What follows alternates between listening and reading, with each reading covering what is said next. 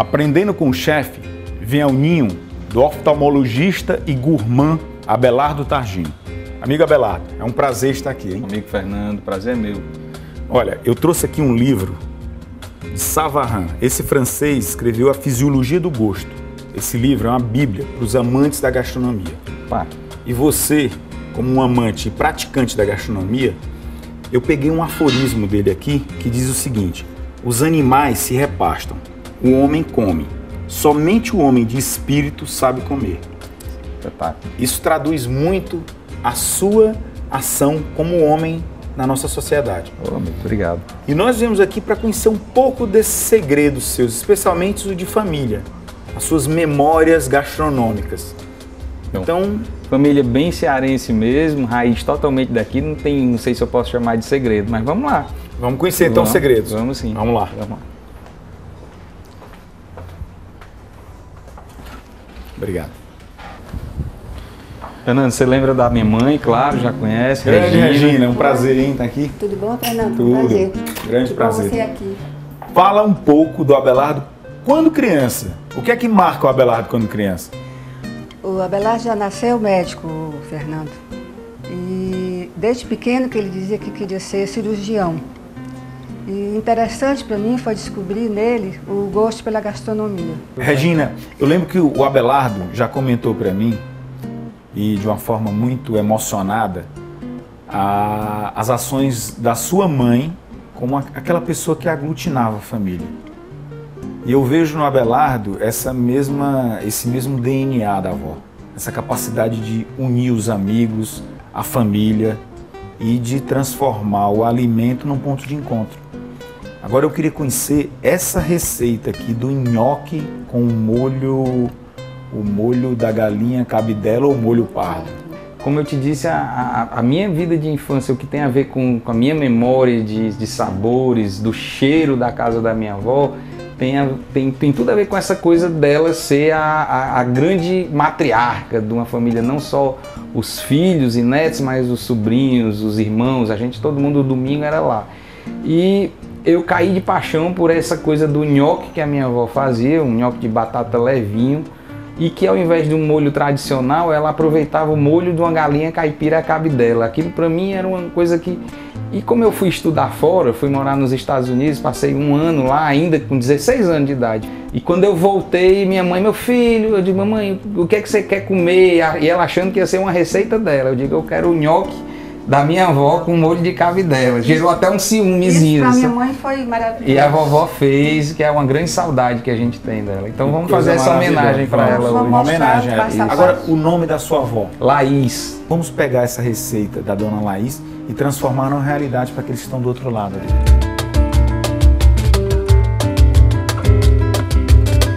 O nhoque é uma receita tradicional, o nhoque de batata. A gente usou 6 batatas médias cozidas e espremidas, 1 xícara de farinha de trigo. Agora, Fernando, essa xícara depende muito do olho. Você quer deixar a massa dura o suficiente, ou seja, consistente o suficiente para que você possa cortar o nhoque, nós vamos demonstrar, mas com o mínimo de farinha possível, para que ela fique mais leve. Quanto menos farinha de trigo, minha experiência é que quanto menos farinha de trigo, mais gostoso, mais leve fica o nhoque. No entanto, se você botar pouco demais, fica um pirê que você não consegue trabalhar. 1 colher de sopa de manteiga, 2 colheres de leite em pó. O leite em pó. O leite em pó, que é opcional, mas é um segredo, dá um gosto interessante. 2 gemas sem a pele e 1 pitada de noz moscada ralada, que isso aqui também é uma coisa do gosto. Ela ainda pode ser necessário levar um pouco mais de farinha, mas observe que ela está soltando. Quando eu mexo na espátula, ela solta, que isso aqui ela está praticamente no ponto da gente fazer. A gente precisa de uma pedra, uma área de trabalho bem enfarinhada, então a gente... Vamos fazer isso.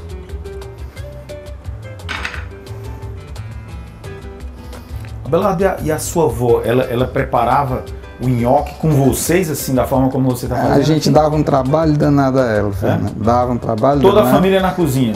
Mais os netos, né? Os netos. Então ficava lá e a vovó gostava também de jogar buraco.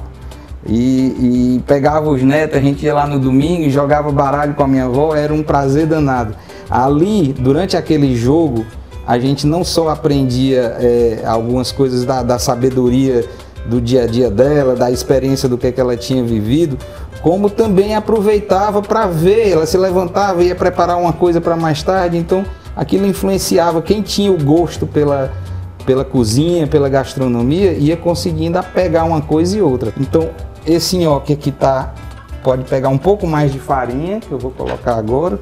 Eu tinha deixado ela bem leve, mas vou botar um pouquinho mais.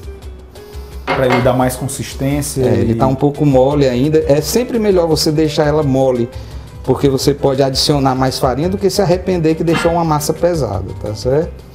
E aí você faz o ponto. Então eu vou cortar o nhoque. A gente vai tentando.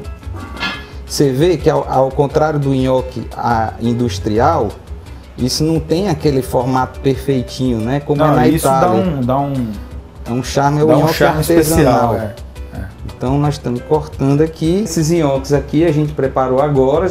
Você pode preparar, eu não recomendo deixar de um dia para o outro, mas pelo frescor mesmo. Mas aí você vai fazendo em farinha o tanto que você achar necessário para fazer. Veja como ele ainda é molezinho, ó. Não é uma coisa com muita consistência. Mas e sim. Esse nhoque agora ele só tem que ir para a água fervendo. Eu vou... Você pode ir colocando, eu vou adicionar um pouco de sal na água, apesar de que já tinha um pouquinho de sal na batata. Meu amigo, que panela linda essa, hein? Uma panela bacana, né? De ferro fundido. E são as famosas Le Creuset, é isso? Essas mesmo. Mas você falava então que vamos colocar a família Pompeu. Isso, que é de Sobral. E tem umas coisas bem interessantes ainda, se a gente for falar de gastronomia, que são, como eu disse, as queijadinhas e os fartos. Tem uma minha tia Zilmar, casada com meu tio, que ainda é o meu único dos irmãos do meu avô que está vivo ainda, o casal está bem. E mora lá em Sobral? Lá em Sobral. Tia Zilmar preparava queijadinhas, inclusive para vender, sabe? Era para vender assim, então a gente chegava na casa dela, tinha uma verdadeira montagem industrial uma linha industrial. E as queijadinhas, depois de já embaladas, ficavam num quarto que era o sonho dos sobrinhos, era conseguir entrar nesse quarto. Era invadir as queijadinhas. Para dar uma subtraída numa queijadinha ou outra. Então, aqui a gente colocou só um pouquinho para poder não turvar tanta água e a gente poder demonstrar. Ele vai subindo, à medida que ele vai cozinhando, o nhoque vai subindo. O tempo correto é exatamente a hora que ele começa a subir. Ele não fica necessariamente flutuando, mas ele solta do fundo. Isso. Por isso que a gente não deve também colocar tantos de uma vez só, porque os primeiros vão cozinhar antes dos últimos, então melhor ir aos poucos. Ó, veja que esse aqui já subiu. Ele já tá, porque ele entrou primeiro, né? Isso. Já tem uns aqui que estão flutuando. Eu vou esperar só mais um pouquinho. Vamos retirando. Ninguém disse que era uma coisa que não dava trabalho, não. A gastronomia tem um pouco de dedicação também, né, Fernando? Você sabe muito bem. Leve, fácil, elegante, simples. É o faça você mesmo. Então, vamos mostrar agora como se faz o molho para acompanhar esse nhoque enquanto está sendo cozido o resto. Você vai saber o que se faz com a galinha caipira. Vamos lá. Esses são os ingredientes que todo cearense conhece para fazer um frango caipira, uma galinha caipira. Eu hoje, pela manhã, fui até um lugar que se chama O Caipira, na estrada do Icaraí, a estrada antiga do Icaraí. Nós mandamos abater as galinhas caipira, vou já mostrar. Essas galinhas foram sangradas, o sangue foi acidificado com um pouco de vinagre lá mesmo. As galinhas, os frangos, né, mas não são de granja, foram abatidos na hora. E o sangue é colhido numa vasilha, lá por eles mesmos, e é adicionado uma colherzinha de vinagre para cada galinha que é colocada, vinagre branco mesmo. O vinagre impede que haja a coagulação do sangue. Perfeito. Então o sangue permanece líquido, tem que ser usado. Esse é o pulo do gato. Esse é o pulo do gato.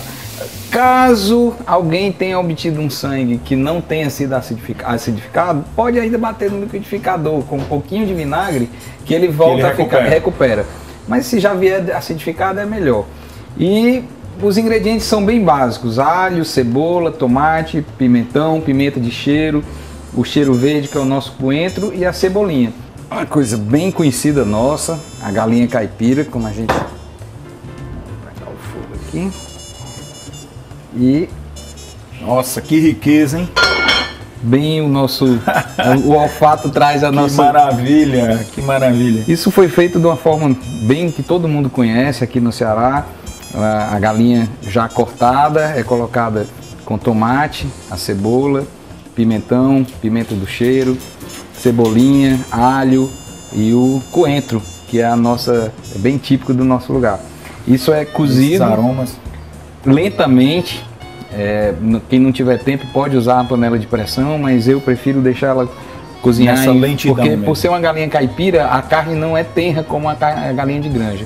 Em compensação, o sabor supera qualquer inconveniente. Tempo de cocção que você fez, ela chega a um nível, uma carne extremamente macia, pelo que nós estamos vendo aqui. Fica macia, fica tenra.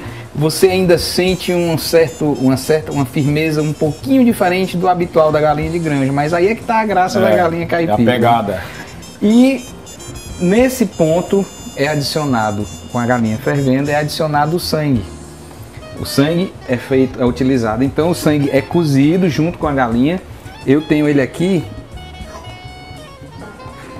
já separado, vou afastar aqui a galinha para se ver o aspecto do molho pardo. Nossa, que riqueza, hein?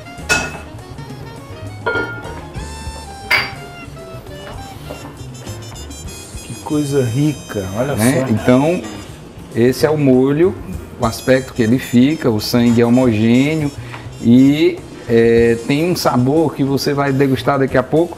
Só que a graça, além da gente usar para o frango, a gente vai usar para o nosso nhoque. Ele vai para o nhoque. Vai para o nhoque. A gente já desossou uma porção do frango, da galinha caipira, melhor falando. A gente pode jogar esse frango e misturar com o nhoque. Nem precisa muito, porque o nhoque é o artista principal. Isso aqui é só para quebrar a monotonia da massa. A proteína. A proteínazinha, como o cearense gosta de dizer, a mistura, né? E vamos então banhar com o molho pardo. Que maravilha.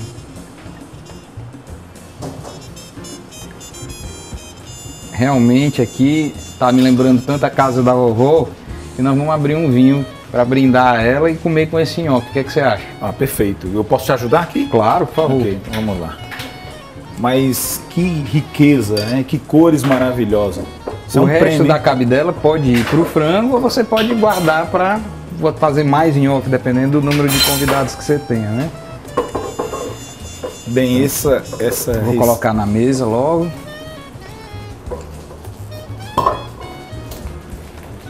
Tá pegando fogo aí alguma coisa.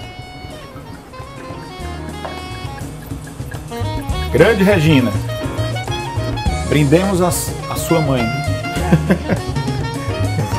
Abelardo. Vovó é do dia 13 de maio. 13 de maio, dia de Nossa Senhora?